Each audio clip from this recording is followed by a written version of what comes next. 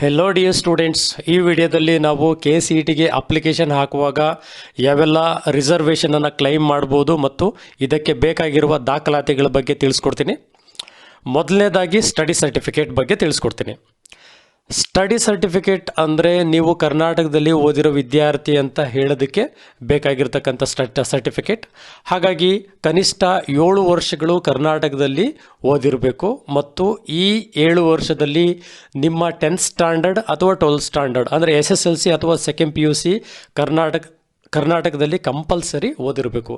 ಅಂದರೆ SSLC ಅಥವಾ second PUC. Okay, ಇದು ಮೊದಲನೇ ಕಂಡೀಷನ್. ಇನ್ನು ಎರಡನೇ ಕಂಡೀಷನ್, ಯಾವುದೋ ಒಂದು ಫಾರ್ಮೇಟಲ್ಲಿ ಈ ಸರ್ಟಿಫಿಕೇಟನ್ನು ಮಾಡಿಸ್ಬೇಡಿ, ರಿಜೆಕ್ಟ್ ಆಗುತ್ತೆ. KE ಇಂದ ಕೊಟ್ಟಿರ್ತಕ್ಕಂಥ ಈ ಒಂದು ಫಾರ್ಮೇಟಲ್ಲಿ ನಿಮ್ಮ ಸ್ಟಡಿ ಸರ್ಟಿಫಿಕೇಟನ್ನು ಮಾಡಿಸಿ. ಇನ್ನು ಮೂರನೇ ಕಂಡೀಷನ್, ಸ್ಕೂಲಿಂದ ಸ್ಟಡಿ ಸರ್ಟಿಫಿಕೇಟನ್ನು ನೀವು ಬರೆಸ್ಕೊಂಡ ನಂತರ ಅಲ್ಲಿ ಸಿಗ್ನೇಚರ್ ಹಾಕಿಸ್ಕೊಂಡ ನಂತರ BEO ಅವರಿಂದ ಸಿಗ್ನೇಚರನ್ನು ಮಾಡಿಸ್ಬೇಕು. ಈ ಫಾರ್ಮೇಟಲ್ಲಿ ತೋರಿಸಿದ್ದಾರೆ. ಹಾಗೆ ಕಾಲೇಜಿಂದ ನೀವು ತಗೊಂಡಾಗ DDPU ಅವರಿಂದ ಸಿಗ್ನೇಚರನ್ನು ಮಾಡಿಸ್ಬೇಕು. ಇನ್ನೂ ಒಂದು ಇಂಪಾರ್ಟೆಂಟ್ ಇನ್ಫಾರ್ಮೇಷನ್ ಏನು ಅಂತಂತಂದರೆ, ಇಲ್ಲಿ ಒಂದು ವಿದ್ಯಾರ್ಥಿ ಒಂದೇ ಕ್ಲಾಸಲ್ಲಿ 2 ವರ್ಷ ಓದ್ತಾನೆ. ಆ ಥರ ಏನಾದರೂ ಕೇಸ್ ಇತ್ತು ಅಂತಂದರೆ ಆ 2 ವರ್ಷ ಕನ್ಸಿಡರ್ ಆಗೋದಿಲ್ಲ. ಯಾಕಂದರೆ ಒಂದೇ ಕ್ಲಾಸಲ್ಲೇ ಓದಿರ್ತಾನೆ, ಅದನ್ನು 1 ವರ್ಷ ಅಂತ ಕನ್ಸಿಡರ್ ಮಾಡಲಾಗುತ್ತೆ. ಇನ್ನು ಕನ್ನಡ ಮಾಧ್ಯಮ ವ್ಯಾಸಂಗ ದೃಢೀಕರಣ ಪತ್ರದ ಬಗ್ಗೆ ತಿಳಿಸ್ಕೊಡ್ತೀನಿ. ಯಾವೆಲ್ಲ ವಿದ್ಯಾರ್ಥಿಗಳು 1ನೇ ತರಗತಿಯಿಂದ 10ನೇ ತರಗತಿವರೆಗೂ ಕನ್ನಡ ಮಾಧ್ಯಮದಲ್ಲಿ ವ್ಯಾಸಂಗ ಮಾಡಿದರೆ ಅವರು ಕನ್ನಡ ಮೀಡಿಯಂ ಸರ್ಟಿಫಿಕೇಟನ್ನು ಮಾಡಿಸಿ ಮತ್ತು ನೀವು ಏನು ನೋಡ್ತಾ ಇದ್ದೀರಾ ಇದೇ ಫಾರ್ಮೇಟ್ನಲ್ಲಿ ಮಾಡಿಸ್ಬೇಕು. ಸೊ ಬೇರೆ ಯಾವುದೋ ಒಂದು ಫಾರ್ಮೇಟಲ್ಲಿ ನಿಮಗೆ ಸಿಗ್ತಕ್ಕಂಥ ಯಾವುದೋ ಒಂದು ಫಾರ್ಮೇಟಲ್ಲಿ ಮಾಡಿಸಿದರೆ ರಿಜೆಕ್ಟ್ ಆಗುತ್ತೆ. ಆ ಥರ ಮಾಡೋದಕ್ಕೆ ಹೋಗಬೇಡಿ. ಸೊ ಕರ್ನಾಟಕ ಎಕ್ಸಾಮಿನೇಷನ್ ಅಥಾರಿಟಿಯಿಂದನೇ ಒಂದು ಪರ್ಫಾರ್ಮನ್ನು ಕೊಟ್ಟಿದ್ದಾರೆ. ಸೊ ಏನು ಈ ಒಂದು ಮಾದರಿಯನ್ನು ಕೊಟ್ಟಿದ್ದಾರೆ, ಇದೇ ಮಾದರಿಯಲ್ಲೇ ನೀವು ನೋಡ್ತಾ ಇದ್ದೀರಾ, ಮಾಡಿಸಿ. ಸೊ ನಿಮ್ಮ ಶಾಲೆಯಲ್ಲಿ ಬರೆಸಿ ಒಂದು ಸೀಲ್ ಮತ್ತು ಸಿಗ್ನೇಚರ್ ಆದ ನಂತರ BEO ಅವರಿಂದ ಸಿಗ್ನೇಚರನ್ನು ಮಾಡಿಸೋದನ್ನು ಮರಿಬೇಡಿ. ನೆಕ್ಸ್ಟ್ ರೂರಲ್ ಸರ್ಟಿಫಿಕೇಟ್ ಬಗ್ಗೆ ನೋಡೋಣ. ಅಂದರೆ ಗ್ರಾಮೀಣ ವ್ಯಾಸಂಗ ಪ್ರಮಾಣ ಪತ್ರ ಅಂತಂದೇಳಿ ವಿದ್ಯಾರ್ಥಿಯು 1st ಸ್ಟ್ಯಾಂಡರ್ಡಿಂದ 10th ಸ್ಟ್ಯಾಂಡರ್ಡ್ವರೆಗೂ ಅಂದರೆ 10 ಫುಲ್ ಅಕಾಡೆಮಿಕ್ ಇಯರ್ ರೂರಲಲ್ಲೇ ಅಂದರೆ ಗ್ರಾಮೀಣ ಭಾಗದಲ್ಲೇ ಓದಿದರೆ ಇಲ್ಲಿ ತೋರಿಸಿರ್ತಕ್ಕಂಥ ಫಾರ್ಮೇಟಲ್ಲಿ ನಿಮ್ಮ ರೂರಲ್ ಸರ್ಟಿಫಿಕೇಟನ್ನು ಮಾಡಿಸಿ.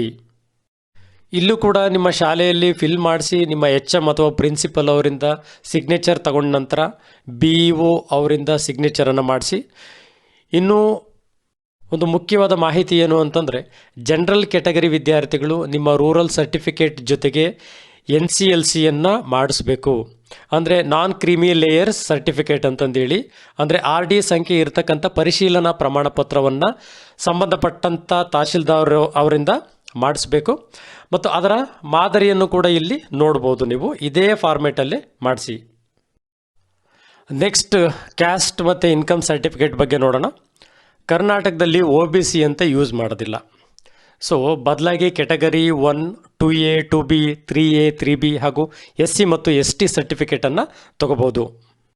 ನಿಮ್ಮ ಕ್ಯಾಸ್ಟ್ ಅಥವಾ ಇನ್ಕಮ್ ಸರ್ಟಿಫಿಕೇಟ್ನಲ್ಲಿ ಇರುವ ನಿಮ್ಮ ಹಾಗೂ ನಿಮ್ಮ ತಂದೆ ಹೆಸರು ಮತ್ತು SSLC ಅಥವಾ 10th ಸ್ಟ್ಯಾಂಡರ್ಡ್ನಲ್ಲಿ ಹೇಗೆ ಇದೆ ಅದೇ ಥರ ಇರಬೇಕು ಮತ್ತು ಎಜುಕೇಷನ್ ಪರ್ಪಸ್ ಅಂತ ಮಾಡಿಸಿ.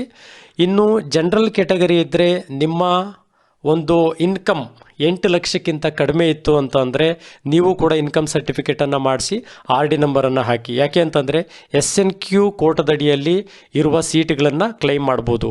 ಈ SNQ ಬಗ್ಗೆ ಮುಂದಿನ ವಿಡಿಯೋದಲ್ಲಿ ನಾನು ತಿಳಿಸ್ಕೊಡ್ತೀನಿ. ನಾನು ಕೊಟ್ಟಿರ್ತಕ್ಕಂಥ ಮಾಹಿತಿ ನಿಮಗೆ ಇಷ್ಟ ಆಗಿದ್ದರೆ ಈ ವಿಡಿಯೋನ ಲೈಕ್ ಆ್ಯಂಡ್ ಶೇರ್ ಮಾಡಿ ಹಾಗೂ ಸಬ್ಸ್ಕ್ರೈಬ್ ಮಾಡಿ ಹಾಗೂ ಬೆಲ್ ಐಕನ್ ಆಲ್ ನೋಟಿಫಿಕೇಷನನ್ನು ಸೆಲೆಕ್ಟ್ ಮಾಡಿ ಅಂತ ಹೇಳ್ತಾ thank you and all the best.